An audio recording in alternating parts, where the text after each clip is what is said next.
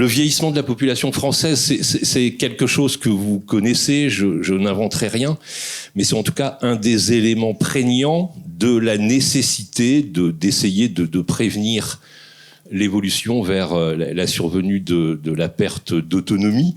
Lorsqu'on regarde un petit peu ce qui va se passer dans les années à venir, vous voyez sur le tableau, et notamment sur l'avant-dernière colonne de droite, pour les sujets de plus de 75 ans, entre 75 et 84 ans, en 2021, il y a à peu près 6% de la population qui a plus de 75 ans.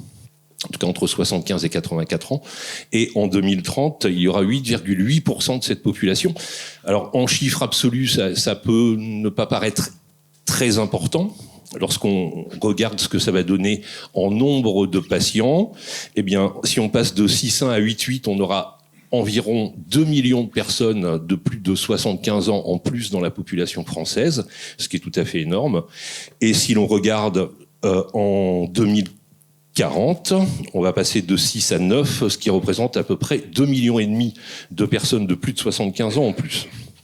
Donc ça, c'est la première donnée, c'est une donnée que vous connaissez. En tout cas, le vieillissement important de la population française. Si on s'intéresse un petit peu à l'espérance de vie, on voit qu'elle s'est progressivement améliorée entre 2005 et 2020. C'est une bonne chose. Ça veut dire que, évidemment, les gens vivent plus longtemps. Ça, c'est l'espérance de vie à la naissance. Lorsque vous regardez entre 2005 et 2020, vous voyez qu'on est passé chez les femmes de 83 à 85 ans. C'est-à-dire qu'à la naissance, quelqu'un qui naît aujourd'hui en 2022, il a à peu près une espérance de vie de 85 ans. Et chez les hommes, elle a toujours été moindre, mais elle progresse un peu plus vite, toute proportion gardée en pourcentage par rapport à la progression de l'espérance de vie chez les femmes. On est actuellement à 79 années. Plus intéressant que l'espérance de vie à la naissance, c'est l'espérance de vie en bonne santé, évidemment, d'où le thème de notre conférence d'aujourd'hui sur le bien vieillir. L'espérance de vie en bonne santé ou sans incapacité, c'est le nombre d'années qu'une personne peut compter vivre sans souffrir d'incapacité dans les gestes de la vie quotidienne. On comprend bien que c'est un élément essentiel, car vieillir et vivre longtemps, c'est une chose. Vieillir en bonne santé sans perte d'autonomie importante, c'est bien évidemment quelque chose de beaucoup plus important. Si on regarde un petit peu chez les femmes, l'espérance de vie à la naissance et l'espérance de vie en bonne santé. L'espérance de vie à la naissance sur l'Union européenne, en France, elle est très élevée. Après l'Espagne, c'est la France qui a l'espérance de vie à la naissance la plus importante. On est aux alentours de 85 ans chez une femme, on l'a vu tout à l'heure.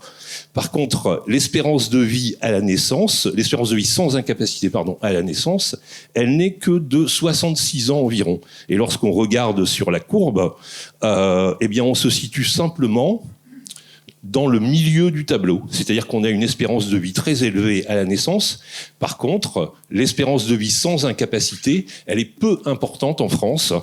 Et il y a évidemment probablement des choses à mettre en place pour que cela puisse s'améliorer. De surcroît dans un contexte de démographie de patients âgés qui va ne faire que grandir. Si on regarde chez les hommes, l'espérance de vie à la naissance, elle est d'environ 79 ans. Et l'espérance de vie sans incapacité, c'est la même chose, globalement.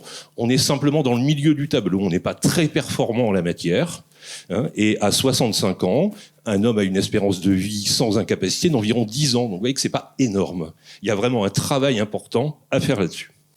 Alors on est devant quel problème ? Il y a un fort vieillissement de la population, on l'a dit. En 2070, on pense que l'espérance de vie, alors ce sont bien sûr des chiffres extrapolés, mais qui sont globalement sur des scénarios centraux qui sont reconnus par tous. L'espérance de vie d'un homme en 2070, elle sera d'environ 90 ans et 93 ans chez les femmes.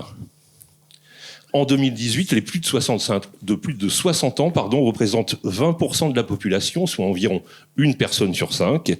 Et en 2070, ce sera 30% de la population qui aura bien évidemment augmenté en termes absolus et en termes de plus de 75 ans. Donc, beaucoup de plus de 75 ans, avec une espérance de vie sans incapacité aujourd'hui, c'est-à-dire en bonne santé, qui n'est pas très élevée. C'est-à-dire qu'il va falloir prendre en charge l'ensemble de ces patients dans nos structures sanitaires et médico-sociales, ce qui va être assez difficile. D'où l'intérêt, en termes d'enjeu central, de prévention de la perte d'autonomie.